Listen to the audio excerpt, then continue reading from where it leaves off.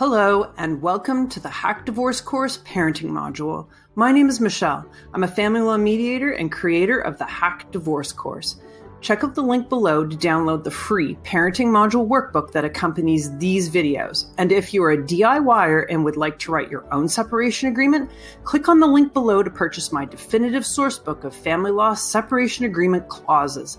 This one-of-a-kind, indispensable resource will show you a dozen examples of real, comprehensive separation agreements with tips and tools so you can competently write your own agreement. Be sure to like and subscribe, and now, let's get on with it. You can follow along with me in section number 2 of the Parenting Plan Tool worksheet that you downloaded in video number 1, and we'll work our way through the material together. Now, section number 2 of the Parenting Plan Tool is entitled Friends and Family, and question number 1 asks, will your parenting plan address your children's relationships with grandparents and other members of their extended family? Your children's grandparents and extended family are an important part of their identity and, in many cases, their support system.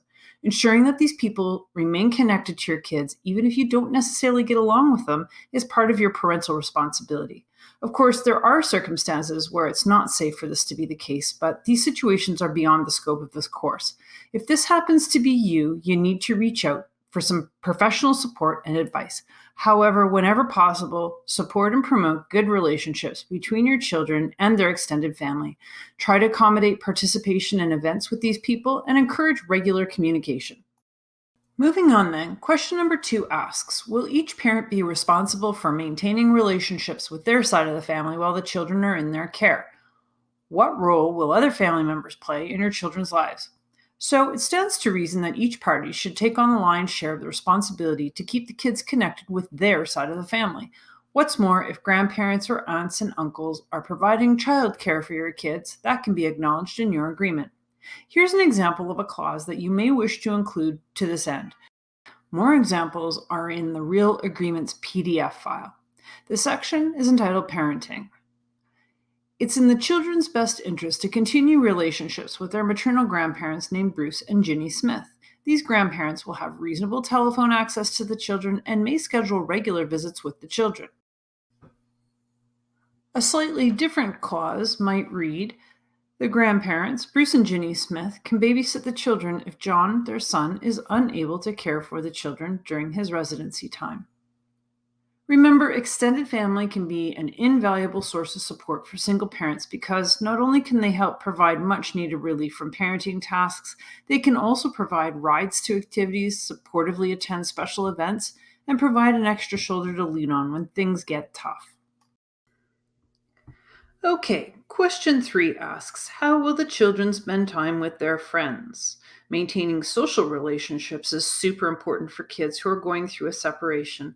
Accommodating play dates and after-school hangouts is one of the ways that you can help provide stability and normalcy during a very turbulent time in their lives.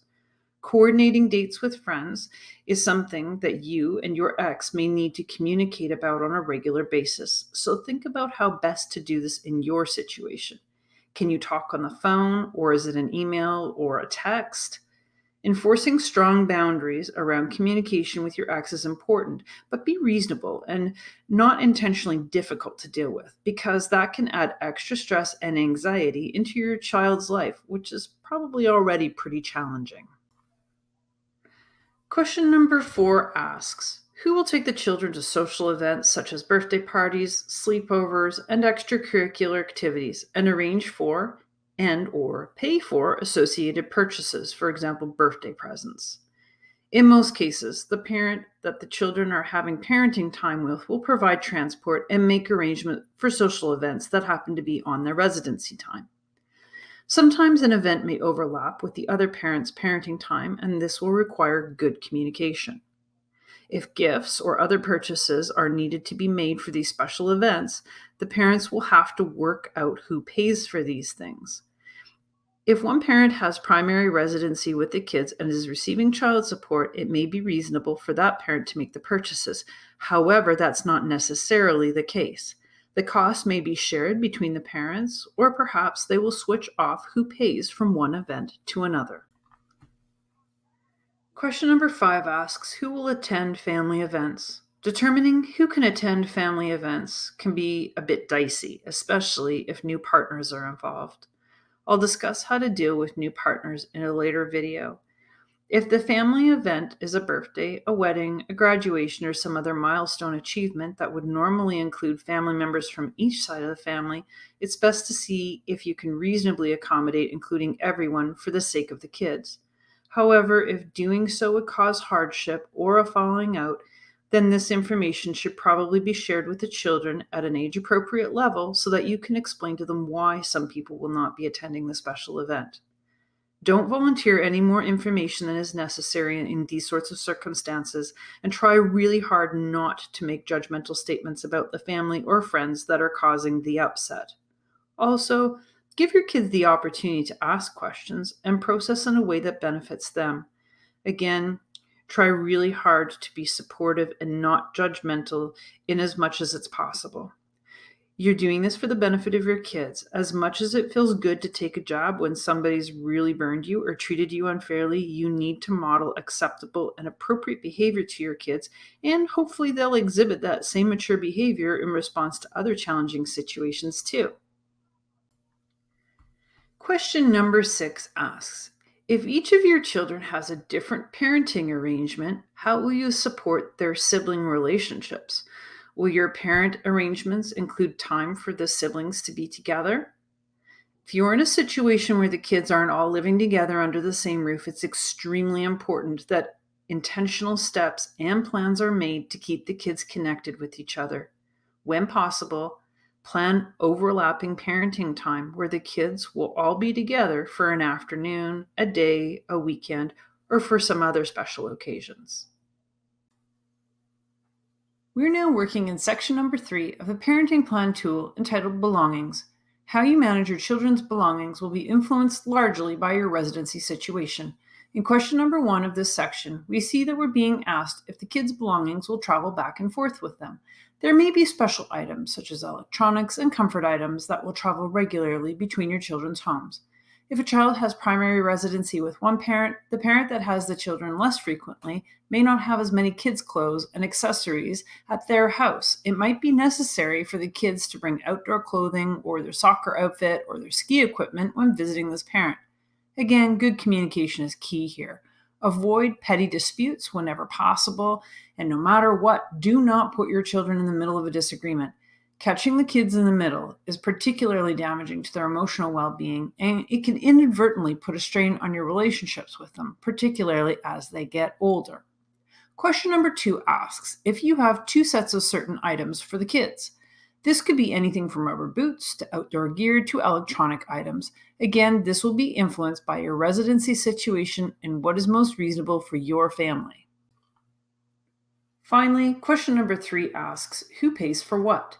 This is something that will need to be addressed more completely when we talk about child support, but it is something to start thinking about now and processing now, so that when we get to the child support video, you're all ready to go with it. For now, the factors to consider regarding who pays for what are, in general, regular child support is to help with daily and monthly costs such as living expenses and food. Depending on the situation, the payor's contribution to child support may cover all of their obligation towards clothing, or it may cover only a portion. This will need to be discussed and agreed upon between the parties. If regular child support is a low amount, then it usually doesn't cover the extras at all. But if child support is a higher amount, then it may be more than enough to cover certain extras such as winter outerwear and sports uniforms. Also consider, will the child support payor be providing a set amount of additional money or for extras every month? I've had clients who said they would pay an additional lump sum of $200 or $300 a month, and that money would go to the extras that are over and above normal child support. Another thing to consider is this. Does one party want to cover certain expenses completely? Sometimes I have clients who are insistent that they pay for particular extras for the kids, such as hockey or grade 8 grad trip. Try to go over defining what the extra expenses in your scenario are with as much detail as possible for now. As we roll along, you'll get a clearer picture of how these costs will be handled in your agreement.